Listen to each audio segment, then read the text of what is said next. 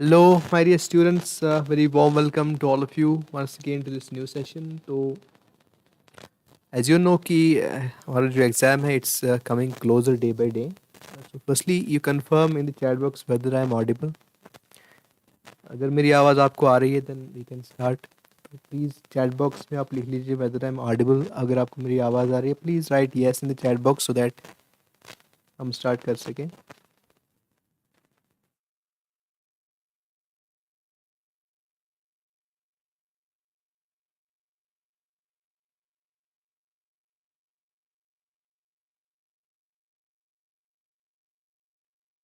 Okay dear. Okay. So I think most of you जो Google form हमने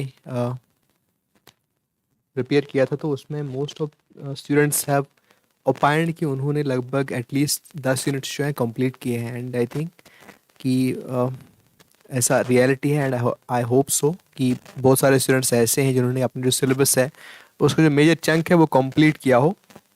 सो अब ये भी र्यूमर्स हैं कि मे बी इन 20 डेज़ और 25 डेज़ जो एग्ज़ाम है उसकी जो उसका वो आ रहा है.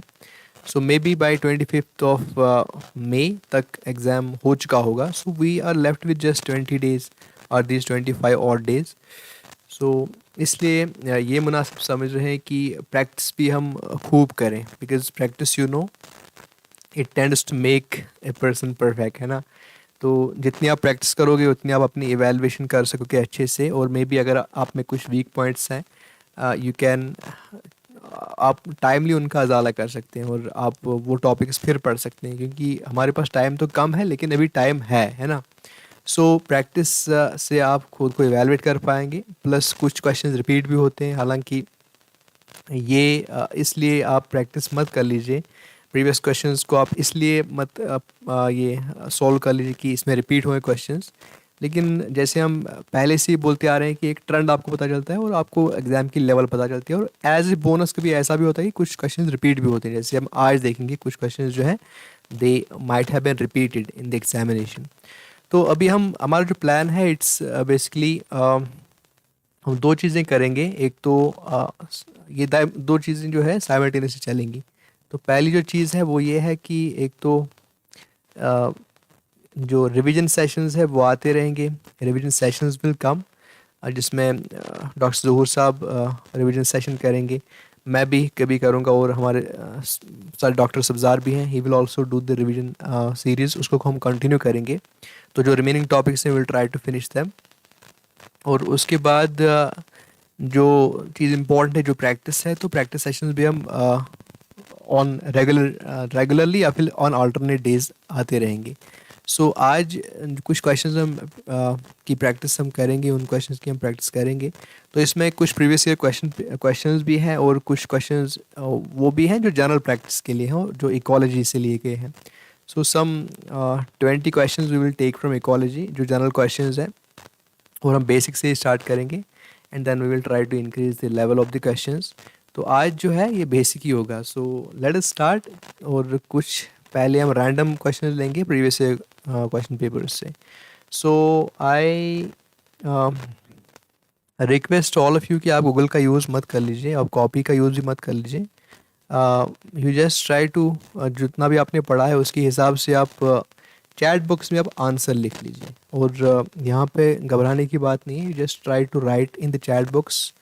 और फिर हम लास्ट में एक लीडर बोर्ड क्रिएट करने की भी कोशिश करेंगे कि कौन सा जो हमारा स्टूडेंट है ही और शी हैज़ टॉप्ड है ना. So let us start. तो जो पहला क्वेश्चन है इजी क्वेश्चन है. It's which the following codons are known as termination codons. So if I give you 15 seconds for it. इसमें से आपको बोलने कि ये कोडॉन्स हैं कुछ तीन तीन कोडॉन्स का सेट है ABCND. चार सेट्स हैं तो आपको बोलना है कि टर्मिनेशन कोडॉन्स इनमें कौन से हैं. इनके तीन टर्मिनेशन कोडॉन्स होंगे. आपको उस ग्रुप को चुनना है. Okay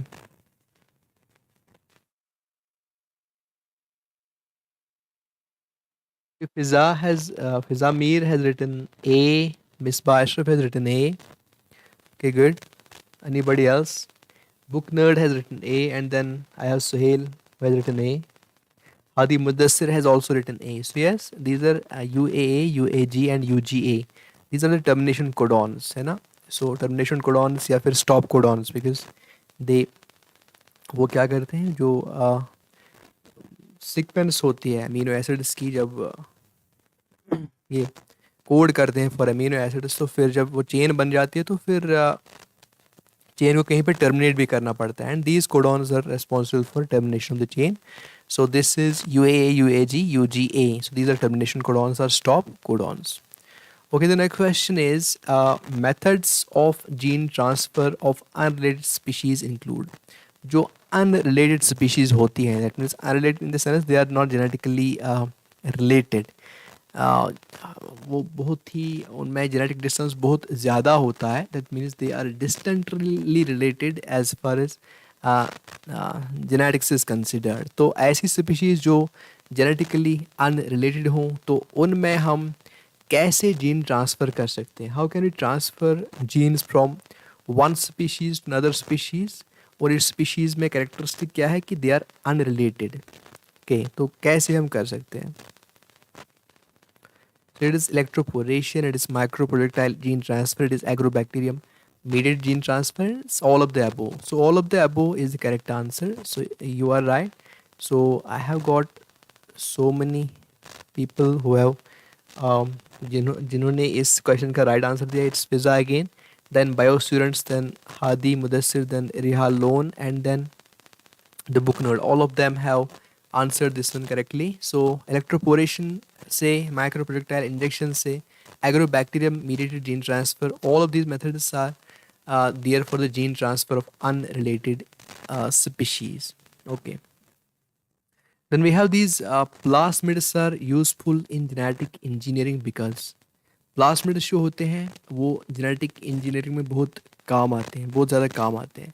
so what's the reason for that? इसके लिए रीज़न क्या है? So you have to tell me the reason कि whether plasmids they replicate independently, they carry useful genes, they are common in eukaryotes, और they can be easily extracted from viruses. You have to tell me कि किस characteristic की वजह से ये जो plasmids होते हैं they are useful in genetic engineering. तो ये सारे जो क्वेश्चंस मैं अभी पढ़ रहा हूँ, they all of them have been asked in the previous year examination. So इससे रिवीजन भी आपका हो सकता है. सो जब आप इस क्वेश्चन जो ये क्वेश्चन सॉल्विंग के बाद आप फिर इंट्रोस्पेक्शन करोगे कहाँ कहाँ पे आप पीछे लैग कर रहे हैं, so you can go back and revise those topics, है ना. सो प्लास्मिड्स जो होते हैं they are found in this mostly in this bacteria, है ना. और इनकी जो कैरेक्टरिस्टिक है which is useful in genetic engineering, it is they can replicate independently. So ये जो ऑप्शन ए है इट इज़ करेक्ट. अब carry useful genes, it may और मे नॉट बी ट्रू. और common in eukaryotes, no they are not common in eukaryotes. कुछ eukaryotes में हो सकते हैं but not in all eukaryotes, they are not as common. And they can be easily extracted from viruses, no. So our first option is correct, they can replicate independently. जो इनकी independent replication है इसी की वजह से they are useful in genetic engineering. So Suhail, Fiza, book nerd, Misbah, Hadi, bio students and Suhail Ahmad Dar again has correctly answered this question as well, along with Riha Lone. The next question is pyramid of energy is always. So it's always. Pyramid of energy जो होता है ये हमेशा होता है क्या? Is it horizontal? Is it upright? Is it inverted? Or can it be both upright and inverted in different ecosystems? तो ये आप बताइए कि जो pyramid of energy होता है how is ये इसकी जो शेप होती है वो कैसी होती है. चलिए, बट यहाँ पे लिखा गया है, ऊपर लिखा गया है क्वेश्चन में ऑलवेज. तो यहाँ पे आपको ध्यान में रखना है always, always. Okay,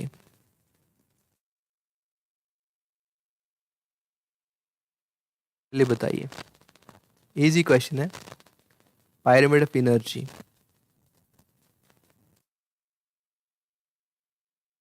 so pyramid of energy जो है it's always upright, like always like this. Why? क्योंकि जो ट्रॉपिक लेवल से एनर्जी एक ट्रॉपिक लेवल से दूसरी ट्रॉपिक लेवल तक एनर्जी जाती है, there is always loss of energy. हमेशा जो जब ट्रॉपिक लेवल 1 से ट्रॉपिक लेवल 2 और ट्रॉपिक लेवल 2 से ट्रॉपिक लेवल फ्री की तरफ एनर्जी जाती है, there is always loss of energy, so we are left with little and little energy, कम कम एनर्जी हो जाती है इन दी ट्रॉफिक लेवल्स, है ना। तो इसलिए जो पायरामिड ऑफ एनर्जी होता है it's always upright. You take any ecosystem, चाहे टेरेस्ट्रियल इकोसिस्टम ले लो चाहे एक्वेटिक इकोसिस्टम ले लो, हर कहीं पे जो एनर्जी लॉस होता है while energy is transfer from one trophic level to another trophic level. तो इसलिए हम देखते क्या है कि जो ऊपर वाली ट्रॉपिक लेवल होती है उसमें सबसे कम एनर्जी होती है, और जो सबसे ज़्यादा एनर्जी होती है वो होती है एट दी ट्रॉपिक लेवल 1। तो इसलिए ये जो पायरामिड ऑफ एनर्जी होता है इट्स ऑलवेज अपराइट, ये हमेशा अपराइट होता है। So option B is correct here, and most of you have answered this one correctly as well, so you are going good. So let's move forward now. This one is caryopsis is the characteristic fruit of the family. जो caryopsis होता है, caryopsis you know it's grain, जो grain होता है, और caryopsis ये fruit, characteristic fruit किस family का है? So I have given it the hint as well. So you can tell me is it found in this Asteraceae, लेकिन आपको बोलना है characteristic fruit, Solanaceae, Liliaceae or Poaceae. So I gave you the hint. Caryopsis, grain. Okay, yes, it's Poaceae. Okay.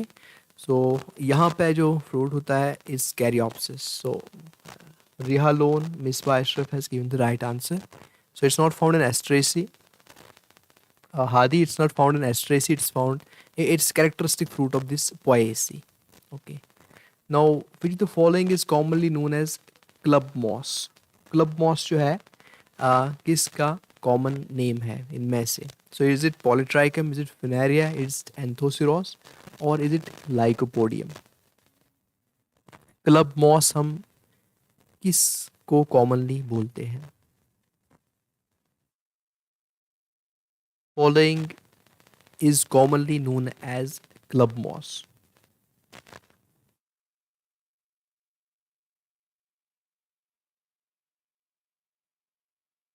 यहाँ पे आपके पास चार options हैं. You have got this Polytrichum, you have got Funaria, you got Lycopodium and Anthoceros, and the right answer is Lycopodium. So Lycopodium जो है it's also known as club moss. Now this one ये बहुत ही simple सा question है. Now Mendel's laws were published in, जो Mendel के laws थे इनको किस बुक में पब्लिश किया गया? Mendel's laws were published in, is it Genera Plantarum, is it Animal Proceedings of the Natural History Society of Brunn, it is System Naturae, or is it Theorie Elementaire de la Botanique?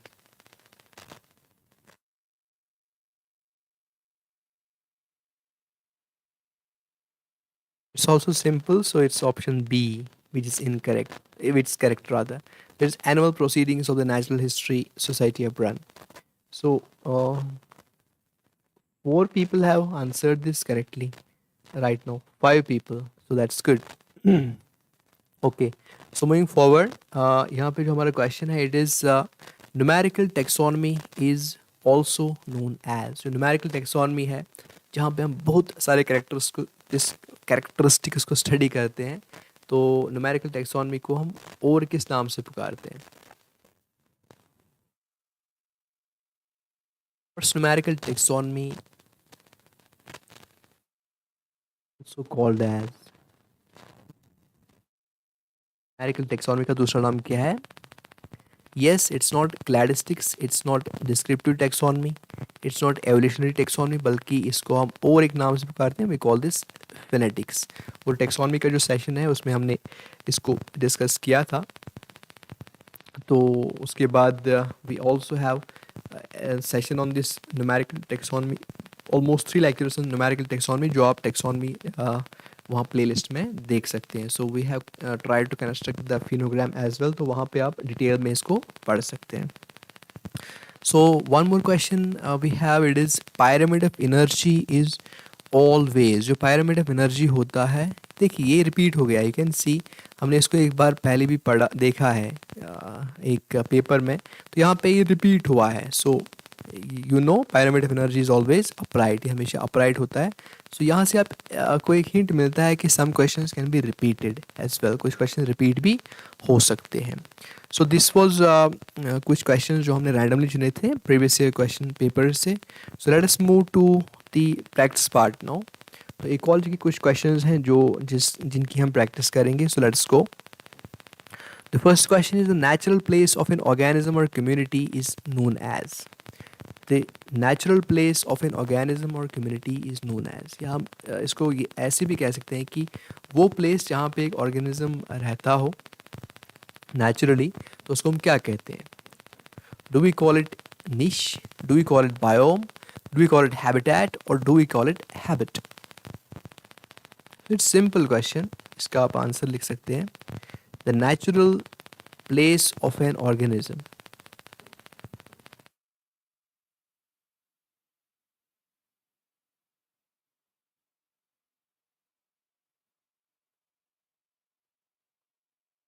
बताइए. You can write your answers in the comment box. It is easy.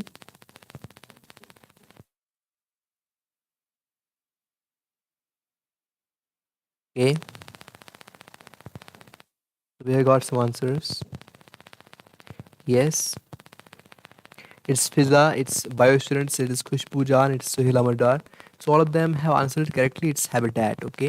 So simple question है. और एक हमारे पास जो question है ecology से, it's plants growing under direct sunlight or known as, और otherwise you can say वो plants जो direct sunlight पसंद करते हैं, prefer करते हैं, what do we call those plants? Sunlight. You know जो zeophytes होते हैं, they love to grow in shade, है ना. So that can't be the right answer. That's a hint.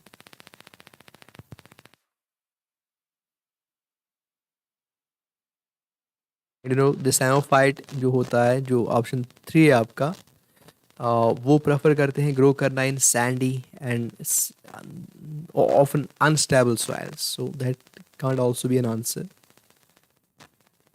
तो when you talk about this sun, you talk about this sunlight, तो तब तो जहन में आता है वही हीलियोफाइट्स. सो हीलियोफाइट्स, these are called, those plants which grow under direct sunlight, they are known as heliophytes.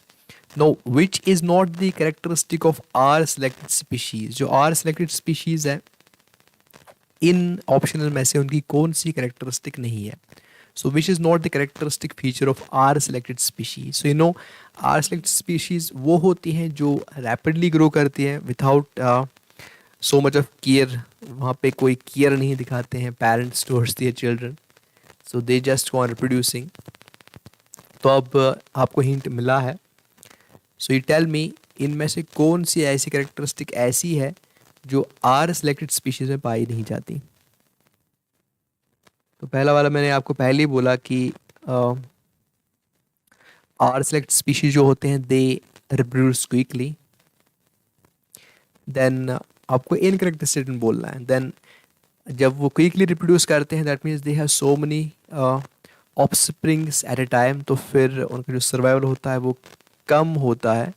So option 3 is also correct regarding these species. Then they produce a large number of progenies. ये बहुत सारे progeny को produce करते हैं. So option 1, 3 and 4 are the characteristics of these R selected species. लेकिन अगर हम देखें जो पैटर्नल केयर है वो यहाँ पे कम पाया जाता है. So it's obvious कि जब progeny ज़्यादा हो और reproduction ज़्यादा हो तो जो पैटर्नल केयर है वो बहुत कम होगा. So यहाँ पे जो पैटर्नल केयर है वो लैकिंग होता है in R selected species. So this is not the characteristic of are selected species. So we our correct answer here is paternal care. और जो ऑप्शन राइट ऑप्शन लिखा है आपने, मिसबा अशरफ ने लिखा है. Then this is Iqra and we also have Hadi and Suhail. So they have answered this one correctly.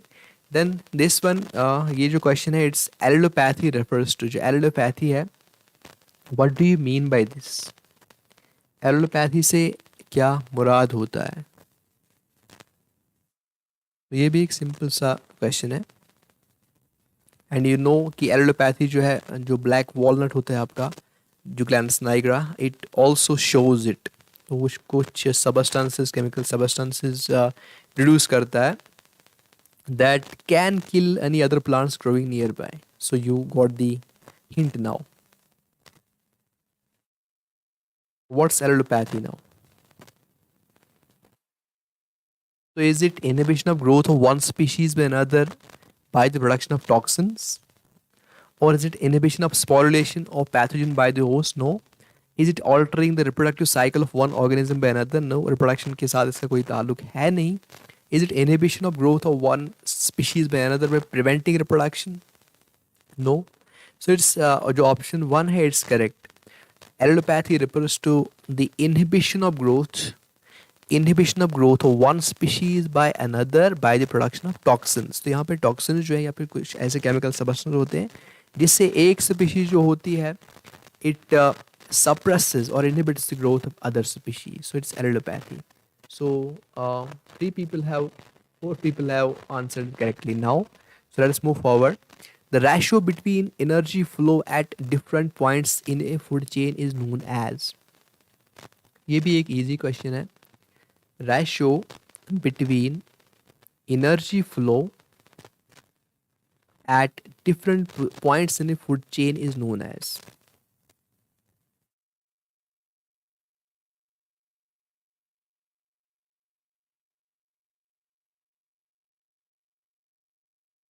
Easy question है. What is it called? Is it ecological capacity, ecological efficiency,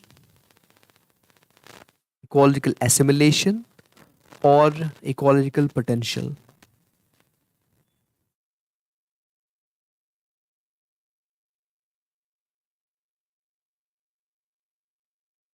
Yes, it is ecological efficiency. So we have Misbah Ashraf, we have Suhail, we have Hadi Mudassir, and we have the book nerd who have answered correctly. तो इसका जो option one है, it's correct, and you know it's expressed as usually as percentage. So ecological no, this one is the right answer. Ecological efficiency is the right answer. So the ratio between energy flow at different points in a food chain is known as this ecological efficiency. So moving forward, the ability of a population to increase under ideal environmental conditions is known as. जो population का जो एक capacity होती है या फिर उसकी ability होती है to increase under ideal environmental condition, अगर उसको ideal environmental conditions मिले, उसके मवाफिक conditions मिलें तो it can increase as per its ability. तो उसको हम क्या बोलते हैं? उस the ability of a population to increase under ideal conditions, we call it, से हम क्या कहते हैं? So you know natality is a different term.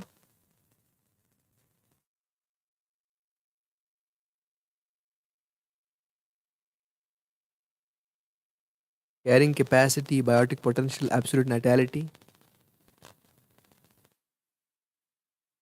Carrying capacity जो होती है we define it as जो species की average population size होता है in a particular habitat, isn't it? So it can't be the right answer. This is the hint.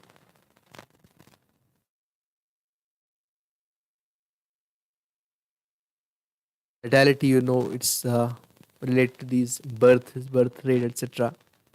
And absolute natality भी ऐसा ही है कुछ. So this is the biotic potential. जो biotic potential है, it's the ability of a population to increase under ideal environmental conditions. So हम बोलते हैं biotic potential. So most of you have answered this one correctly as well. So congratulations to all of you who have answered it correctly.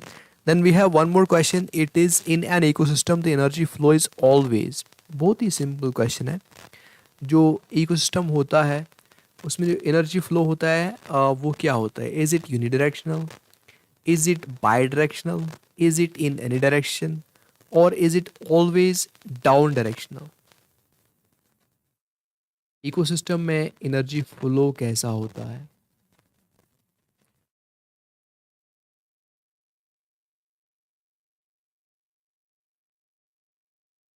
अगर हम matter की बात करें या फिर जो जो मटेरियल्स होते हैं, जैसे आपके पास फॉस्फोरस है, आपके पास नाइट्रोजन है, आपके पास कार्बन है। सो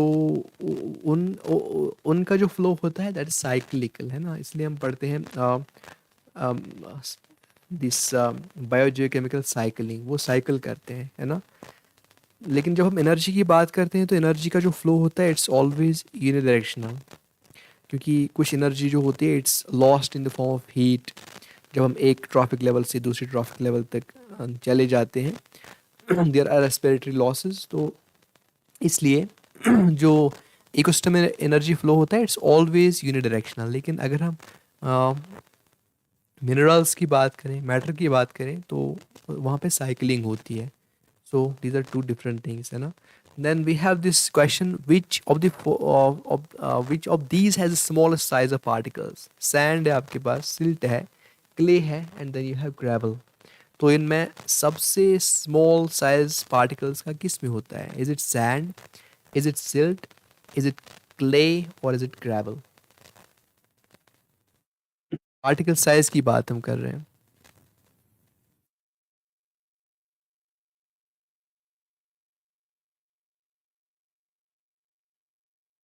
चार ऑप्शंस आपके पास हैं, you got sand, you got silt, you got clay, and you got gravel.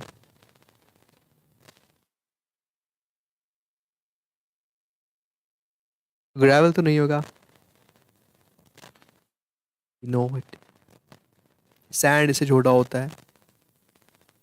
So when we talk about these fine particles, smallest particles, so हम क्ले का नाम पहले आता है वहाँ पे, है ना। तो क्ले जो होता है उसके जो पार्टिकल्स होते हैं बहुत ही छोटे होते हैं, एंड उनकी जो साइज होता है it can B 0.002 mm in diameter, जो बहुत ही कम होता है। और उसके बाद इससे ऊपर जो आता है वो सिल्ट होता है, एंड देन कम सैंड, और फिर ग्रेवल जो है उसका जो साइज होता है वो बहुत ही ज़्यादा होता है ऑफ ऑल दीज। तो अगर हम स्मॉलेस्ट की यहाँ पे बात करें सो इट्स क्ले। तो क्ले का जो पार्टिकल साइज होता है वो बहुत ही कम होता है। और यहाँ पे जो राइट आंसर्स मिले हैं it's the book nerd, then Fizamir, then Misba Ashraf, then Hadi Manzoor, and then bio students has answered it correctly. So congratulations once again to all of you. Then which of these do not cause weathering? तो ये भी बहुत ही simple सा question है। Clouds, wind, flowing water, freezing of rainwater, freezing and thawing जो होता है। तो वेदरिंग किससे नहीं होती है इनमें से? तो weathering, you know what's weathering? अगर आपने इकोलॉजी में पीडोजेनेसिस पढ़ा हो, वेदरिंग के भी बहुत सारे तरीके हो सकते हैं। It can B biological, it can B chemical, it can B physical. तो वेदरिंग होता है क्या? यहाँ पे ब्रेक डाउन होता है रॉक्स का, मिनरल्स का, और अल्टीमेटली ये जो रॉक्स हैं they get ट्रांसफॉर्मड into soil through the process of this paedogenesis, है ना। तो वेदरिंग जो होता है क्या ये क्लाउड से हो सकता है? नो, क्लाउड्स का वेदरिंग के साथ खास ताल्लुक नहीं है। Yes, when clouds change into this rain, then rain की वजह से फिर हो सकता है। So freezing of rain water it can cause weathering, flowing water absolutely it can cause weathering, wind से भी वेदरिंग हो सकती है। लेकिन जो क्लाउड्स होते हैं they don't cause weathering directly. तो यहाँ पे जो करेक्ट आंसर है it is option number 1, and once again most of you have answered correctly, great. Now then we have this, which factor influences soil formation? तो soil formation या फिर जो paedogenesis है इसमें कौन कौन से फैक्टर्स इफेक्टिव है, या किन किन चीज़ों से सॉइल फॉर्मेशन होती है, या फिर कौन से ऐसे फैक्टर्स हैं जो रेस्पॉन्सिबल है for soil formation, the factors which play there part in soil formation? Is climate? Yes, climate तो है ही भाई, क्लाइमेट तो है। वेजिटेशन? यस, इससे भी जो सॉइल फॉर्मेशन जो है vegetation also plays its part. Micro organisms? Yes. So all of these, तो ये तीन के तीनों फैक्टर्स जो हैं they are responsible for soil formation. So the correct answer here is D. And once again, Booknerd, Ikra, Biostudents, and new one has answered correctly. So that's great. Now ये जो है ये डायग्राम जो है, you can remember it कि जो soil profile होता है उसमें कौन कौन से ये हॉराइजन्स होते हैं। You have O horizon, then you have A, then you have B, then you have C, then you have R. और अगर आप डिफरेंट बुक्स पे डिफरेंट चीज़ें भी होती हैं, यहाँ पे you can see we have O में से O1 O2। तो यहाँ पे आपको याद क्या रखना है, यू हैव टू रिमेंबर कि ऑर्गेनिक जो हॉराइजन है वो कौन है, मिनरल्स कहाँ पे ज़्यादा पाए जाते हैं, ह्यूमस कहाँ पे ज़्यादा पाया जाता है। तो ये कुछ चीज़ें हैं जो आपको याद रखनी है। So you can turn to your book और वहाँ पे ये चीज़ें आप देख सकते हैं। तो मे बी क्वेश्चन में बी आस्क्ड फ्रॉम दिस, तो सॉइल प्रोफाइल से क्वेश्चन आते हैं। तो इसलिए you have to focus on this part. Then we have this, in which of the following humus is present in reasonable amount? Horizon A, B, C and this bedrock. तो bedrock में तो होगा ही नहीं humus, because it is the, इसमें rocks होती है ना, बड़ी बड़ी rocks होती हैं। So यार टेल मी कि किस में ह्यूमस रीजनेबल अमाउंट में होता है, अच्छा खासा ह्यूमस किस में होता है इन हॉराइजन्स में से? Is it A, is it be, or is it this C? So yes, A is that horizon जहाँ पे reasonable amount में humus होता है. So A horizon is the right answer, and Fiza and Ikra have answered it correctly. Then ये question हमने already पढ़ा है. The breaking of rocks by the action of wind, water and climate. Climate से होता है, water से होता है, wind से होता है, breakdown of rocks. So what do we call this breakdown of rocks? So we don't call it soil profile. Soil profile क्या होता है, जब हम कहीं पे एक सॉइल का एक सेक्शन लेते हैं and then we find different horizons there है ना, जहाँ पे उनकी जो करेक्टरिस्टिक्स होती है डिफरेंट होती हैं, we call them soil horizons. और इन सारे हॉराइजन्स को जब हम लेते हैं we call it soil profile. तो ये तो नहीं है, इज इट ह्यूमस? नो। तो it is basically weathering. So weathering जो है it's the break down of rocks by the action of wind, water and climate. So यहाँ पे जो करेक्ट आंसर है it's weathering. So option C or option 3 is correct. So again, most of you have answered it correctly. Great. Now the, ये बहुत ही simple सा question है। Measure of the amount of water vapour in the air is called. जो major होता है कि हम बोलते हैं कि वाटर वेपर कितना होगा एयर में, तो इसको हम क्या बोलते हैं? We call it humidity. So option 4 is correct here. No then we have this hails और द फॉलिंग ऑफ। जो हेल्स हैं, हेल स्टॉर्म होता है, वहाँ पे क्या गिरता है? Is it simply water, is it vapour और is it simply rain? No, it's lumps, है ना, वो आइस लंप्स जैसे गिरते हैं। So we call them hail. So the hail lumps is the correct answer here. Then we have one more question over here, and um, it is this. So before this, you can, यहाँ पे भी आप देख सकते हैं कि जो precipitation की जो डिफरेंट फॉर्म्स हो सकते हैं, it can be rain, it can be snow, it can be sleet, it can be hail, it can be this graupel. So you have to remember, ये इन टर्म्स को आपको याद रखना है, because maybe they may ask questions from this as well, because you have one topic called states of this water, तो वो आप कर सकते हैं। Then moving forward, we have light as an abiotic factor is important. तो ये किस लिए इम्पोर्टेंट है? Yes, for photosynthesis and flowering only. Photosynthesis के लिए तो ज़रूरी है ही है, फ्लावरिंग के लिए भी ज़रूरी है ही है। Foraging, reproductive and migratory activities of animals, yes, the light does play a part in these activities as well. So it's both A and B. So only for autotrophs तो ऐसा है नहीं, no. ये सिर्फ autotrophs के लिए ज़रूरी नहीं है, it plays important roles in these heterotrophs as well. उनकी जो लाइफ एक्टिविटीज़ होती हैं उनमें भी पार्ट ये प्ले करता है. So it's both A and B, and most of you have answered this one correctly as well. So great. Now last question for today is succession is, तो जो succession है, is it a series of physical changes that occur in an area? Is it the development of biotic communities on a bare area? Is it the series of biotic communities that appear in a previously bare area? Or is it both B and A? So this is also simple question.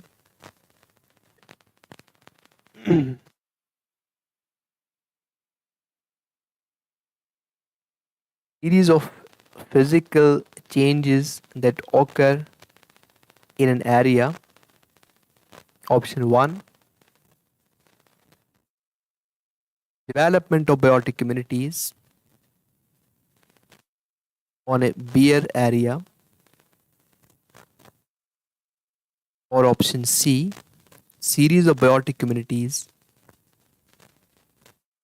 that appear in previously bare area.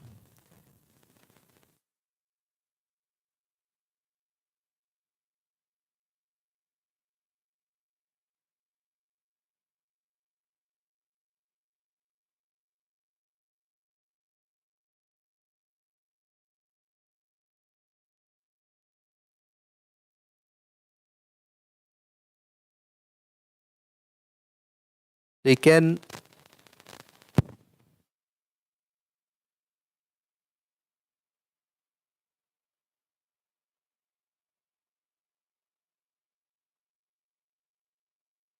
for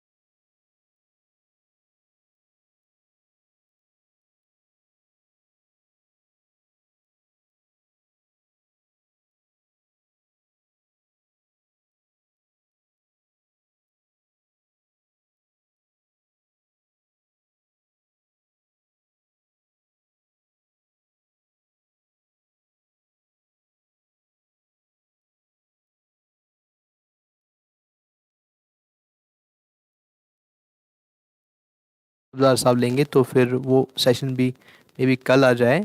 तो कल या फिर ज़ोहर साहब आज बोल रहे थे, so will try कि आज जो डॉक्टर ज़ोहर है वो अपना सेशन जो है उसके साथ आ जाए।